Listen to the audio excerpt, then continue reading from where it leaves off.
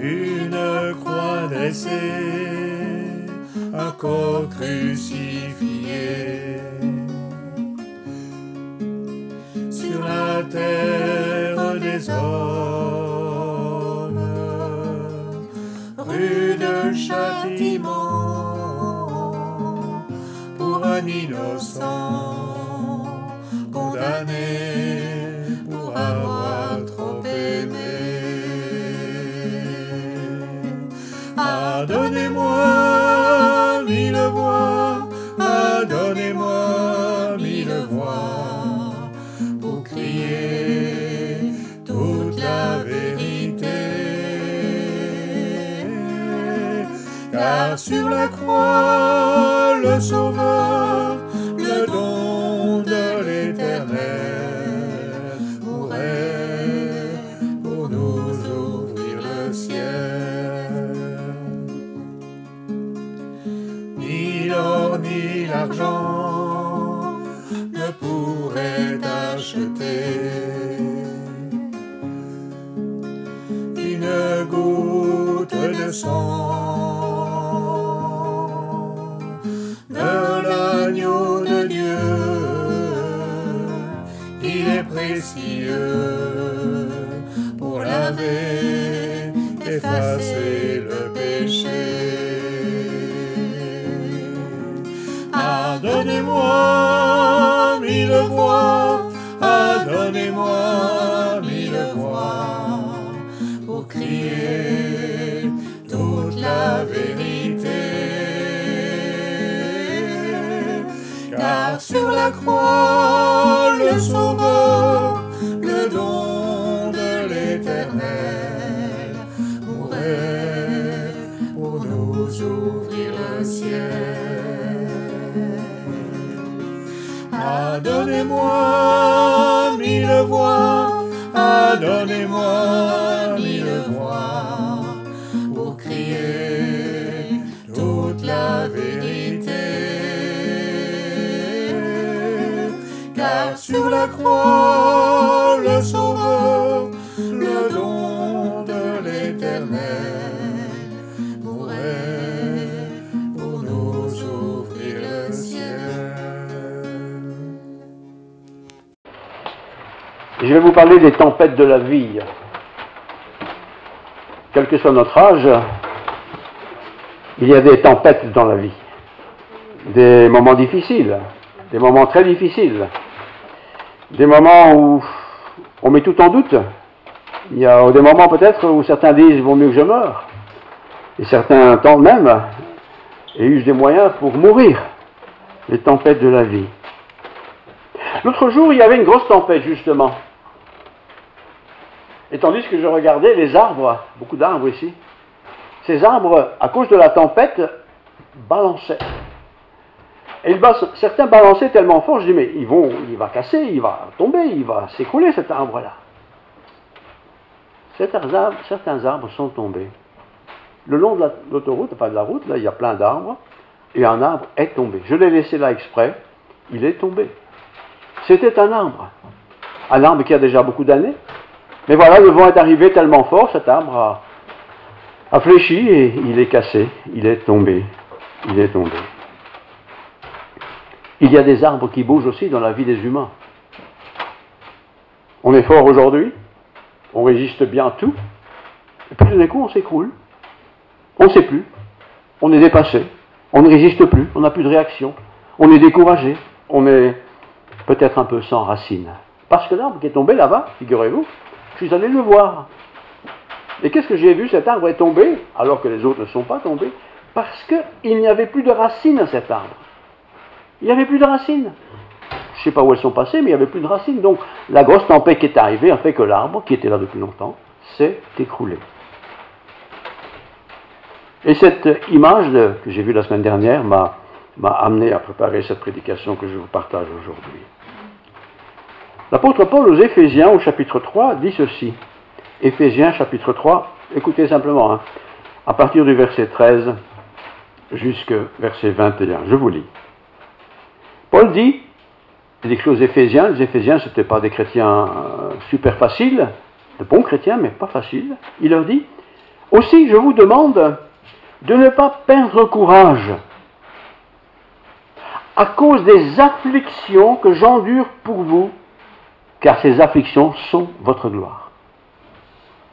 Paul était affligé de ce qui s'était passé à Éphèse. Et certains dans cette église d'Éphèse, qui n'étaient pas la cause ni la raison, ont été tristes que Paul, le fondateur, puisse avoir été affligé. Je lis la suite. À cause de cela, je fléchis le genou devant le Père. Cette épreuve que vivent ces chrétiens d'Éphèse, et que Paul a quelque part entendu, connu, rencontré, lui qui était un homme de Dieu, évangélisateur et tout ça, à cause de cela, je fléchis les genoux devant le Père. Fléchir le genou. Une image vaut mieux qu'un long discours. Mes genoux sont là. Chez nous, c'est la même chose. Si je me tiens droit, tout va bien. Et quand je ne suis pas bien, qu'est-ce que je fais? Quand je me mets devant Dieu, je suis à genoux, qu'est-ce que je fais? Je fléchis le genou.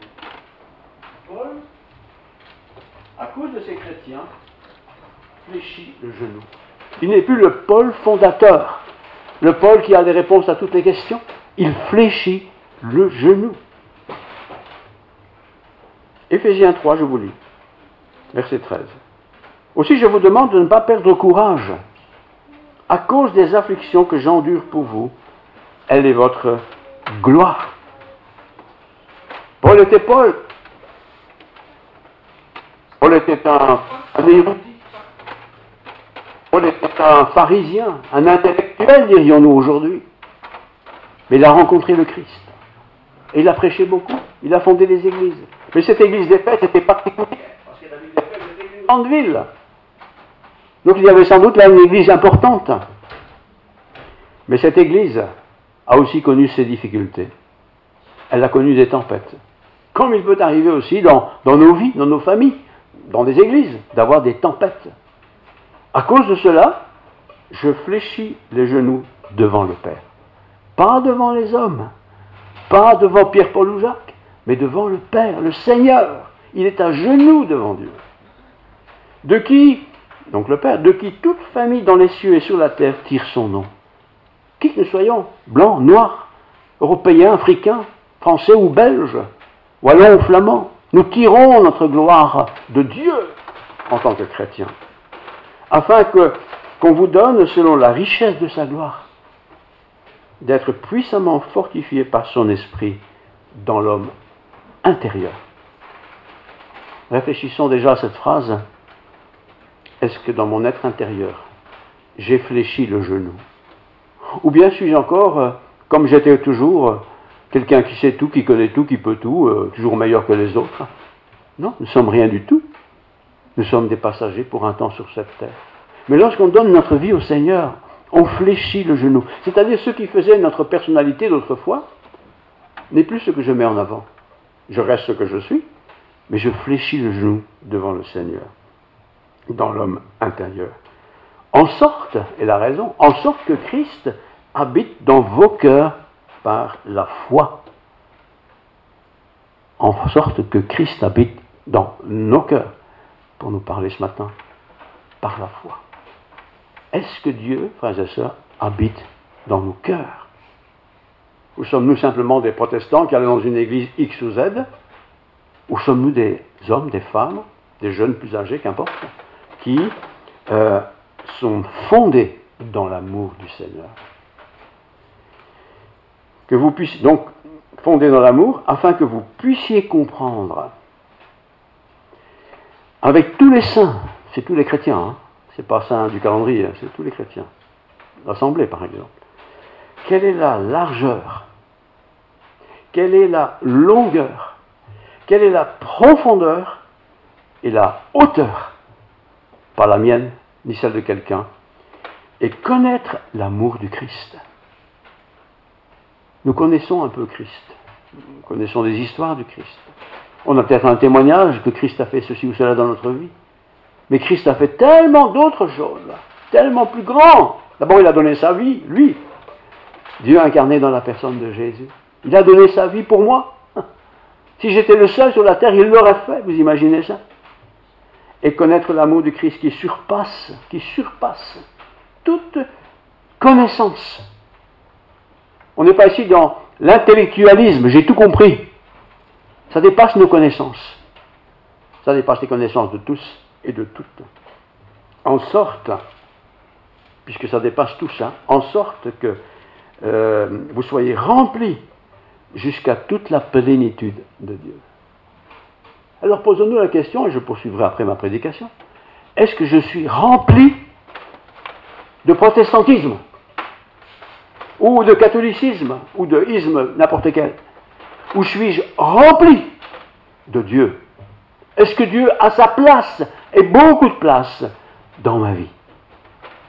Ou Dieu est-il simplement quelqu'un, à l'occasion, voilà, je le prie, l'écouter un peu, demande pardon. Non, est-ce qu'il a toute la place?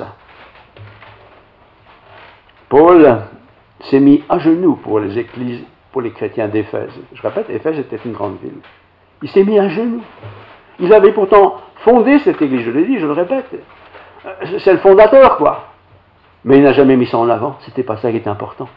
L'important, c'est que les chrétiens d'Éphèse, ceux qui étaient nés de nouveau, ceux qui avaient mis leur confiance au Seigneur, puissent continuer de le faire, mais pas seulement continuer de faire comme on croit dans quelque chose, mais le faire en étant reconnaissant de ce que Dieu fait. Paul plie les genoux devant le Père. Est-ce que nous plions, frères et sœurs, le genou devant Dieu? Est-ce que quand nous disons, moi j'ai raison, c'est moi qui ai raison, et puis c'est tout, ou j'ai tort, mais bon, tant pis, je m'en fiche? Non, on a besoin de plier le genou. Et ce n'est pas simplement le geste physique, c'est l'attitude. Je plie le genou devant Dieu. Et comment je connais Dieu? Par sa parole, évidemment. C'est pourquoi nous prêchons beaucoup la parole de Dieu, parce que c'est dans cette parole que nous trouvons là ce que Dieu veut, ce qu'il désire, ce qu'il souhaite pour chacun de nous.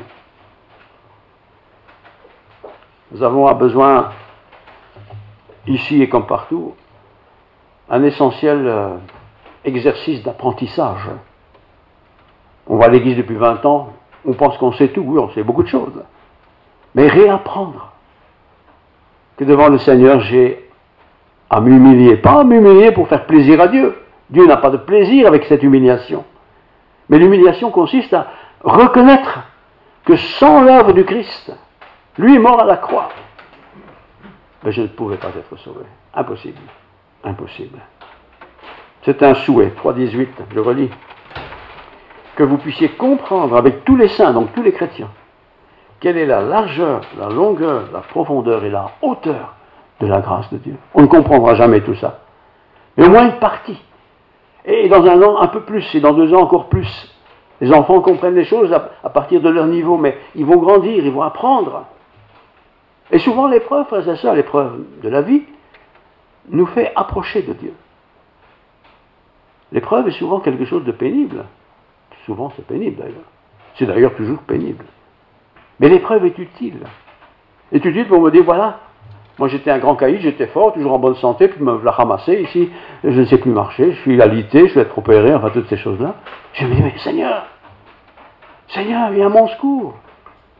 T'es doué, tu es doué, mais je ne sais plus, je ne peux plus, je suis épuisé, quoi. Viens à mon secours. Alors Paul, aux Éphésiens, toujours, au chapitre 4, verset 1, je vous exhorte donc, en conclusion de tout ce que je viens de vous résumer, je vous exhorte donc, moi le prisonnier dans le Seigneur, Paul, fondateur d'Éphèse et de beaucoup d'autres choses, était prisonnier. Il a été en prison. Il n'a pas toujours été en prison, mais il était le prisonnier du Seigneur. Donc je lis, je vous exhorte, moi le prisonnier dans le Seigneur, à marcher, avancer, à marcher d'une manière digne de la vocation qui vous a été adressée. Un chrétien ne peut pas dire un jour, ça y est, je suis au top.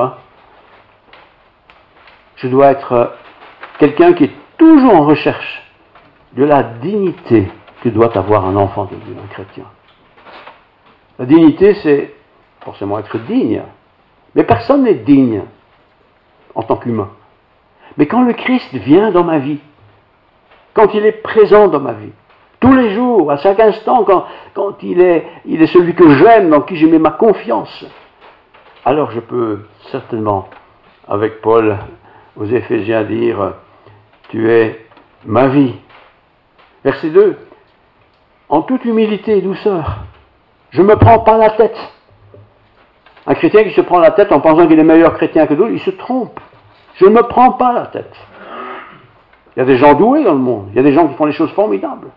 Mais Paul était de cela, mais il ne se prenait pas la tête avec. Je vous encourage à marcher d'une manière digne, pas de Paul, mais du Seigneur. Est-ce que Dieu est glorifié par moi? Est-ce que je glorifie par mon attitude Dieu? Ou bien je me mets en avant, moi ceci, moi cela? En toute humilité, toute douceur, avec patience, en se supportant les uns les autres. Oui, tout ça fait partie de la piété chrétienne. Penser que, à cause de moi, tout va changer, que le monde va changer, c'est une illusion, ça. Je ne peux pas changer le monde, mais je peux, avec l'aide de Dieu, me changer, moi, pour être ressemblant au Seigneur. Et les qualités qu'il demande ici, verset 2, c'est en toute humilité.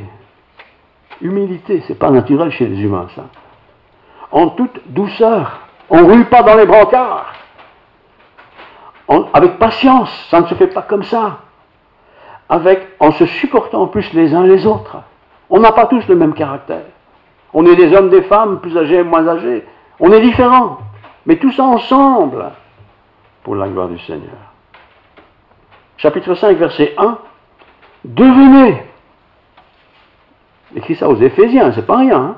Devenez donc les imitateurs de Dieu, comme des enfants bien-aimés. On ne doit pas imiter quelqu'un, sinon c'est foutu. Il faut imiter Dieu. On pourrait dire, mais moi je ne vois pas Dieu. Non, mais il nous a laissé sa parole. Soyez saints, comme votre Père Céleste est saint. Et quand on gratte un peu sa vie, il ne faut même pas beaucoup gratter, il y a des domaines où on se dit, là c'est pas encore très net. Hein. Balaye tout ça. Débarrasse-toi de tout ça. Devenez donc les imitateurs de Dieu. Et Dieu, qu'est-ce qu'il a fait? Fondamentalement, essentiellement, il a sacrifié ce qu'il y avait de plus cher. Et ce qu'il y avait de plus cher, c'était son Fils, Jésus-Christ. Lui, le parfait, qui n'a pas connu le péché. Il a été crucifié. Il est ressuscité, il est monté au ciel, il nous prépare une place. Il prépare une place pour tous ceux qui croiront. Un chrétien, c'est ça. Un chrétien, c'est pas la vedette du quartier qui sait tout, qui connaît tout. Non, certainement pas. On doit se supporter les uns les autres. Être des imitateurs de Dieu. Il ne faut pas imiter un pasteur ou une pasteuse ou quelqu'un de formidable. Non, on ne doit pas imiter personne. Il faut imiter Dieu. Et pour imiter Dieu, il faut connaître sa parole. Ce n'est pas compliqué. Et pour connaître sa parole, il faut la méditer, cette parole. Il faut la recevoir.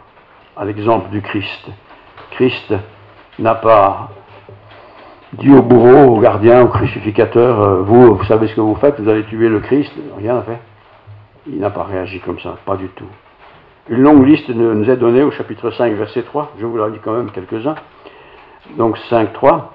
Que la débauche, donc les critères concrets ici, que la débauche, ni aucune impureté, c'est pas grand-chose ça, hein, ni la cupidité, ne soit même nommé parmi vous.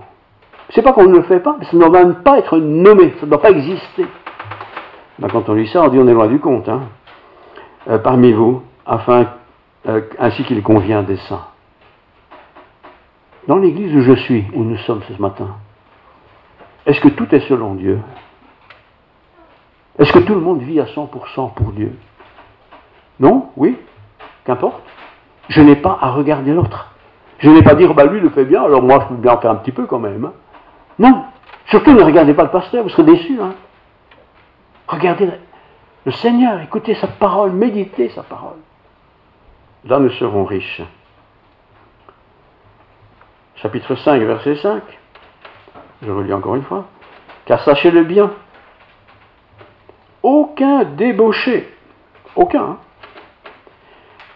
impur, cupide, c'est-à-dire idolâtre, n'a d'héritage dans le royaume de Christ et de Dieu. Que personne ne vous séduise. Que personne ne fasse cela. par de vains discours, blablabla. Car c'est à cause de ces choses que la colère de Dieu vient sur les fils de la rébellion. N'ayez aucune part avec eux. Un chrétien né de nouveau, vous savez, il y a des endroits qui ne va plus. Hein. Peut-être qu'autrefois, il allait avec tous ses copains boire un pot au café. Il n'y a rien de boire un pot au café. Mais qu'est-ce qu'il fait là? Est-ce qu'il évangélise là? Ou il écoute toutes les âneries, tout ce qui est raconté dans un café, quoi? Et nous, on peut faire ce qu'on veut. On peut faire des sports, des activités, des vacances, tout ça. Il n'y a pas de problème. Mais est-ce que j'honore Dieu par tout ça? N'ayez donc aucune part avec eux. Il y a des gens qu'on n'a pas besoin de fréquenter, c'est pas qu'on ne les aime pas, mais on n'a pas besoin de les fréquenter, ils font des choses que moi je réprouve. J'ai rien à faire avec eux. Autrefois, vous étiez ténèbres, vous étiez comme eux, quoi. Avant de devenir chrétien, j'étais ténèbres, c'était cette nuit, c'était pas beau. Hein? Et maintenant, vous êtes lumière dans le Seigneur. Si j'ai reçu le Seigneur, je suis lumière dans le Seigneur, je suis visible, on peut me voir. Et au travers de moi, on peut découvrir Dieu. Est-ce que je suis ça? Marcher comme des enfants de lumière. Marcher, c'est avancer. C'est pas une fois par an. 1er janvier, on prend toutes les bonnes dispositions. Mais le 3, on a déjà oublié. Non, marcher comme des enfants de lumière. Car le fruit de la lumière consiste, écoutez bien, en toutes sortes de bonté. Il n'y a pas un type de bonté, il y a toutes sortes de bonté. Et si je veux être bon dans toutes ces sortes de bonté, je dois être le fruit de la lumière. Toutes sortes de bonté, toutes sortes de justice, toutes sortes de vérité. Est-ce qu'il y a du faux en moi? Est-ce que je triche? Est-ce que je suis malhonnête? Est-ce que je suis hypocrite? Etc. Et la liste. Hein. Est-ce que je suis quelque chose de tout ça? Ou au contraire, suis-je quelqu'un dont la lumière consiste en toutes sortes de bonté, de justice et de vérité? Examinez, chacun de nous, hein, examinez ce qui est agréable au Seigneur. N'examinez pas ce qui plaît au pasteur, ça n'a aucun intérêt, ça. Je le dis parce que certains pensent qu'il doit faire plaisir au pasteur. Hein. Non, non, examinez ce qui est agréable au Seigneur. Et ne prenez pas pour part, et ne prenez point part aux œuvres infructueuses des ténèbres. Des œuvres infructueuses des ténèbres, c'est tout ce que Dieu réprouve. Vous n'avez rien à faire avec ça. Et chacun peut s'examiner lui-même. On est différents, hein. On ne fait pas les mêmes choses. Mais il y a peut-être des œuvres dans lesquelles je suis bien impliqué qui ne servent à rien et qui n'honorent certainement pas le Seigneur. Mais plutôt condamnez-les, ces œuvres-là. Il faut les condamner, il faut dénoncer ce qui n'est pas bien. Hein? Mais on n'a rien à faire avec ça. Car il est honteux, terrible, hein? Éphèse, il est honteux de dire ce qui se fait en secret. Vous savez, si on marche droit, on n'a rien à cacher. Hein? Mais quand on marche de travers, quand on fait des choses pas bien, on les cache. Et on sait que c'est pas bien. J'ai rien à faire avec ça. Il faut m'en débarrasser. Mais tout ce qui est réprouvé, tout ce que Dieu n'apprécie pas, qui que je sois, hein, apparaîtra en pleine lumière. On pense qu'on peut faire des choses en cachette. On peut les faire un temps, certainement, peut-être, mais un jour ça apparaît. Et qu'est-ce que je vais faire paraître? Tu es le prédicateur, là, toi, mon vieux. Et voilà, qu'est-ce qu'on a appris sur toi? Tu ne payes pas tes impôts, tu triches. Mais quelle marionnette! Et il nous prêche, vous voyez, c'est ça. Je paye mes impôts, entre parenthèses. Car tout ce qui est, d'ailleurs, ne me demande pas mon avis, je sers d'abord, alors pensez bien que ça marche très bien. Car tout ce qui est réprouvé est ainsi manifesté par la lumière. Quand j'ai la lumière de Dieu en moi, frères et sœurs, quand je laisse cette lumière me parler, la Bible, quoi, en fait, hein, eh bien, sur ma route, j'ai des corrections à faire. Fais-les, ces corrections. Ne dis pas, oh, c'est pas grave, l'autre il fait bien, ne t'occupe pas des autres, notre vie soit bien. C'est pour cela qu'il est dit, réveille-toi, toi qui dors. Et parfois on dort sur le péché. On est dedans, et on dort dessus, et on pense que, bah, après tout le monde fait ça, bah, je le fais aussi, quoi. C'est pas bien grave. Mais si, c'est grave. Réveille-toi d'entre les morts, et Christ t'éclairera. J'ai besoin d'être éclairé par Dieu. Mais pour que je sois éclairé par Dieu, il faut que je me réveille d'entre les morts. Les morts, ce sont ceux qui sont sans Dieu. Hein. Ceux qui sont sans Dieu, ils sont morts pour Dieu. S'ils ne se repentent pas, ils sont perdus. Mais vous tous ce matin, je suis sûr que vous n'êtes pas morts, vous êtes bien vivants. Mais cette vie en Christ doit être renouvelée le plus souvent possible par l'éclairage que Dieu nous en donne. Chapitre 5, verset 5. Voilà. Car sachez-le bien, aucun débauché, aucun, ou impur, ou cupide, c'est-à-dire idolâtre, n'a d'héritage dans le royaume du Christ de Dieu. Il faut le savoir. Il ne faut pas rêver. Aucun. Que personne ne vous séduise, je répète le geste, ne vous séduise par de vains discours, blablabla. Bla bla bla. Car c'est à cause de ces choses que la colère de Dieu vient sur les fils de la rébellion. Quand Dieu se met en colère. Parce qu'on a imaginé un instant que nous pouvions mener notre vie un peu notre goût là, et que Dieu en fin de compte sera content, Dieu est en colère. Autrefois, vous étiez ténèbres. Avant que j'ai donné ma vie au Seigneur, j'étais ténèbres. C'est pas que j'étais dans les ténèbres, j'étais ténèbres. J'étais rien de lumineux, quoi. Même si j'étais le premier de classe, j'étais pas lumineux. Parce que Christ n'avait pas sa place dans ma vie. Seigneur, marchez comme des enfants de lumière. Marcher, c'est avancer. Hein? 15 ans, j'ai 20 ans, 30 ans, 50 ans, 60 ans, 70 ans, 80 ans, 90 ans. Marcher, on avance. Toujours avec le Seigneur. Vous le savez. Maintenant, verset 8, je le relis, parce qu'il est tellement beau. Autrefois, vous étiez ténèbres, et maintenant, vous êtes lumière dans le Seigneur. Tu as peut-être un diplôme grand comme ça, tu as peut-être un travail formidable, tu as peut-être une retraite extraordinaire, mais tout ça n'est pas très important pour Dieu. Ce qui est important, c'est d'être un enfant de lumière, pas pour que cocorico, mais un enfant de lumière, qui partage l'amour de Dieu d'une manière tangible, concrète, au travers de ma vie. Les gens nous regardent vivre, vous savez. Et si vous faites une bêtise et qu'ils savent que vous êtes chrétien, ils vous diront, bah t'es chrétien toi mon vieux. Ils vous le diront, hein, c'est clair, même s'ils ne sont pas croyants. On sait très bien ce qui est bien, on sait très bien ce qui n'est pas bien. Tout le monde sait ça. Mais un chrétien doit être toujours bien avec le secours du Seigneur. Verset 15, ne perdez pas votre temps. Verset 15. Ainsi, nous ne serons plus des enfants flottants et emportés à tout vent de doctrine par la tromperie des hommes, par leur ruse, dans les moyens de séduction. Quand je donne ma vie au Seigneur, quand je laisse Dieu prendre le contrôle de ma vie, toutes ces choses-là sont balayées de ma vie. Elles disparaissent. Je n'ai même pas d'effort à faire, ça disparaît automatiquement. Nous sommes maintenant des enfants de lumière. L'enfant de lumière, dit l'Écriture, verset 9, c'est bonté. Est-ce que je suis quelqu'un de bon? Ou bien on dit de moi, c'est un râleur, il râle tout le temps. Est-ce que je suis bon? Est-ce que je suis juste?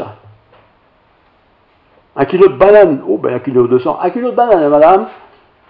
Non, c'est 1 kilo 200. C'est pas 1 kilo. C'est de la fraude. C'est pas droit, c'est pas honnête. La vérité. Ouais, c'est à peu près vrai, mais non. Est-ce que c'est vrai ou c'est pas vrai? Ce que tu as dit là, ce que tu as déclaré là. Est-ce que tout ça? Discernez en moi ce qui est agréable au Seigneur. Discerner chez les autres, ça va, c'est facile. Mais discerner en moi ce qui ne plaît pas au Seigneur. Ça demande beaucoup de temps. Ah, les grandes choses que tout le monde connaît, ça je ne fais plus, évidemment. Je suis chrétien quand même. Mais il y a toutes ces petites choses dans ma tête. Ce que je regarde, ce que je vois, ce que je désire. Toutes sortes de choses comme ça. Ça doit disparaître de ma vie. Et si possible, pour toujours. Verset 14, il faut se réveiller. Il ne faut pas se leurrer, quoi. C'est pas parce que je suis à l'église tous les dimanches que ça y est, je suis un top chrétien, quoi. Non, il faut se réveiller. Quand je dors, moi je ne sais pas ce qui se passe, mais quand je me réveille, tiens, il fait jour, il fait nuit, ma femme est déjà debout, bah dis donc, j'ai même rien entendu. Il faut se réveiller. Il faut faire attention, verset 15. Mais en professant la vérité dans l'amour, professer, c'est-à-dire dire, dans l'amour, nous croîtrons à tous égards en celui qui est le chef, le Christ. Le chef, c'est pas l'église X ou Z. Le chef, c'est le Christ. C'est l'évangile, c'est la bonne nouvelle. C'est ça qui doit dominer dans ma vie, dans notre vie. Faire attention. Ne perdez pas courage, verset 16. Ne perdez pas de votre temps, c'est pire. c'est de lui, joli verset, c'est de lui et grâce à tous les liens de son assistance que tout le corps, le mien, et aussi peut-être l'Église, hein, c'est aussi le corps de Christ, bien coordonné et formant un solide assemblage, une Église, c'est ça aussi, tire son accroissement selon la force qui convient à chacune des parties. C'est pas ma force naturelle qui fait ces choses-là. Je ne deviens pas bon du jour au lendemain. Je ne deviens pas généreux du jour au lendemain. Je ne deviens pas attentif aux gens de la ville du jour au lendemain. Il faut du temps. Mais je dois commencer par le début. Je dois laisser le Seigneur entrer dans ma vie, me laisser envahir par son Esprit Saint, me laisser transformer par la méditation, par la réflexion de la parole de Dieu. Ne perdons pas notre temps, frères et sœurs, à des futilités, à des choses qui ne servent strictement à rien du tout. Verset 18, attention à l'alcool. J'ai mis alcool, c'est pas le mot alcool qui est utilisé, parce qu'il n'avait pas ce mot-là, mais il parlait de trop boire. Attention à l'alcool. Et on pense parfois qu'on sait boire 5 verres et qu'on tient encore, mais méfiez-vous, peut-être un verre c'est trop pour vous. N'en buvez plus alors, tout simplement. Attention à l'écriture, à ce que vous écrivez. N'écrivez pas n'importe quoi à n'importe qui. Aimez l'écriture, la parole de Dieu, oui, mais n'écrivez pas, vous, une nouvelle écriture. Verset 20, je vais un peu vite ici, hein. Rendez grâce en toutes choses, remerciez Dieu en toutes choses. Tu as échappé d'un tamponnage d'une autre voiture devant toi, là, tu l'as évité, rendez grâce. Ça c'est déjà un peu fort, on va dire, hein. Mais il y a toutes ces petites choses de la vie. Rendez grâce, vous êtes levés ce matin, vous êtes là, nous sommes là. Rendez grâce à Dieu, merci Dieu que je sois là. Merci. Le respect de l'autre, verset 21. Tout ça, c'est les versets qui se suivent. Hein. Verset 20. Respectez l'autre. Il est noir, je ne parle pas avec les noirs. Il est blanc, je ne parle plus avec les blancs. C'est une femme, je ne parle pas avec les femmes, je ne parle pas avec les hommes, etc., etc. Il est trop jeune, il est trop vieux. Respectez l'autre. Dieu nous aime tous. Nous pouvons le respecter chacun. Verset 22-24, il parlera, je ne vais pas le faire maintenant, mais du rôle de la femme. La femme a un grand rôle dans la vie d'une famille, très grand rôle. Elle a aussi un grand rôle dans l'Église. On pense souvent que les femmes à gauche et les hommes à droite. Non. Quel est le rôle de la femme? Versets 22-24. Versets 25 à 28. Marie, les hommes, Marie, qui est mariée, aimez votre femme, pas la femme du voisin. Je le dis parce que souvent on aime la femme du voisin, elle est plus belle, elle est plus grande, elle est plus jolie. Mais aime ta femme. Aime agapé, hein, c'est le mot en grec ça, agapé, sans calcul. Aime ton mari aussi, mais c'est surtout pour la femme ici. Rôle de la femme. Marie, aimez votre femme, à l'exemple du Christ, verset 25. Comment Christ a-t-il aimé? C'est comme ça qu'il faut aimer sa femme. C'est comme ça aussi qu'il faut aimer son mari. Et puis il y a la synthèse globale, 5.33, j'accélère, hein, 5.33. Du reste, vous pouvez lire tout le reste, du reste, que chacun de vous, il revient avec les pieds sur terre, aime sa femme.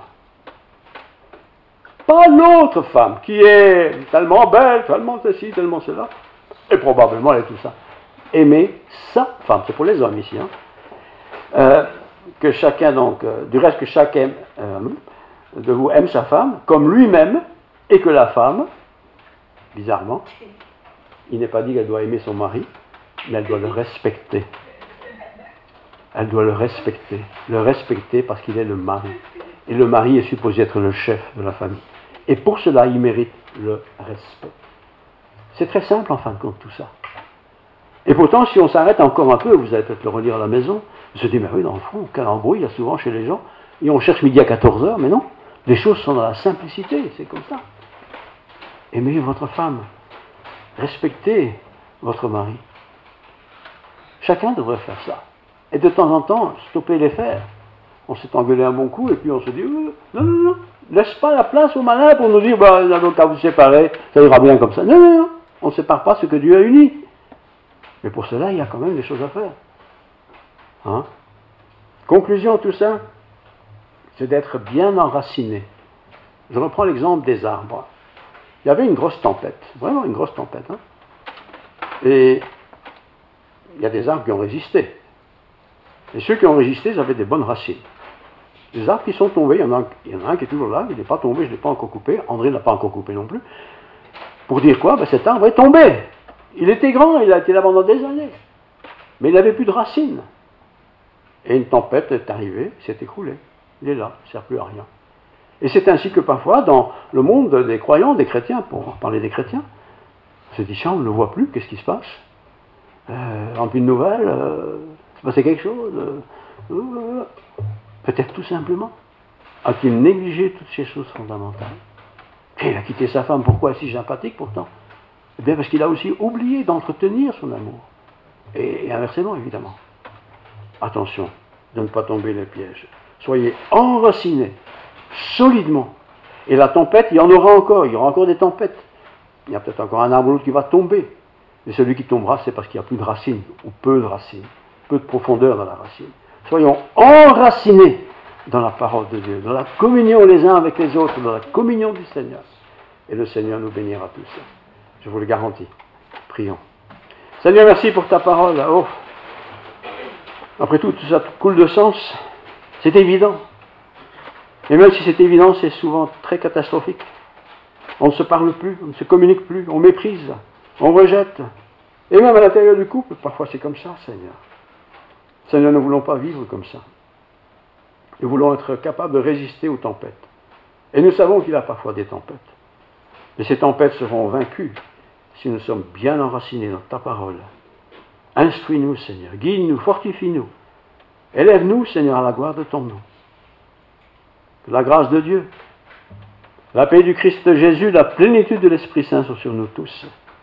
Que ta paix, Seigneur, inonde nos vies. Au nom de Jésus, je te prie. Amen.